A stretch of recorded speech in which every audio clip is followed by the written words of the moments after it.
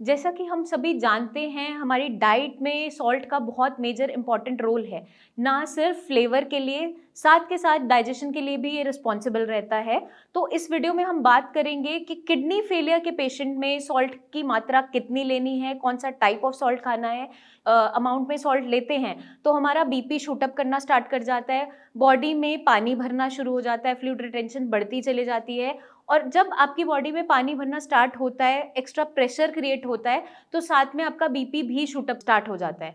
तो kidney failure के patient में कुछ रिस्ट्रिक्शंस हमें फॉलो करनी पड़ती है, उसको समझना ज़रूरी है, कहाँ पे आपको किस तरीके से सॉल्ट का इंटेक करना है। जब हम बात करते हैं जिन लोगों के अंदर बीपी नॉर्मल रहता है, 120/80 है, 110/70 है, बॉर्डर पे रहता है, मतलब आपका नीचे वाला जो बीपी है वो अगर 70 से 80 के बीच में मेंटेन्ड है या उससे भी लोअर साइड रहता है, तो हम नॉर्मल सॉल्ट का यूज कर सकते हैं अपनी डाइट के अंदर। लेकिन उसकी मात्रा भी हमें थोड़ा सा रिस्ट्रिक्ट करके चलना है।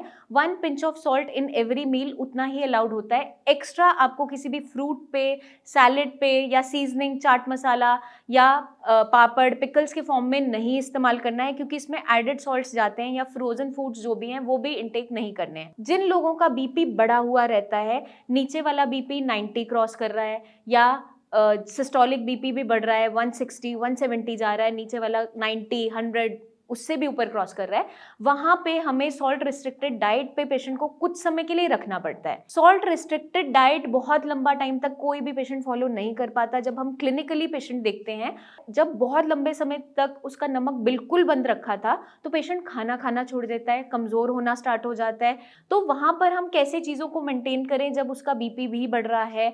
वहां पर पेशेंट को बीपी की मेडिसिन को थोड़ा बढ़ाया जाता है ताकि उसका बीपी कंट्रोल में होना स्टार्ट हो जाए। साथ के साथ सेंधा नमक पे हम स्विच करते हैं, जो हिमालयन सॉल्ट होता है, वो भी बहुत कम मात्रा में, just a pinch of salt in every meal, के उसको थोड़ा सा फ्लेवर आए कि मैं नमक खा रहा हूँ सेटिस्फैक्शन के लिए। वो भी बहुत तेज नहीं होना चाहिए कि अलग से आपको एक्स्ट्रा फ्लेवर आ रहा है, या फिर हम ऊपर से किसी सैलेड में फ्रूट पे डाल के खा रहे हैं। तो इस तरीके से हमें नहीं लेना है।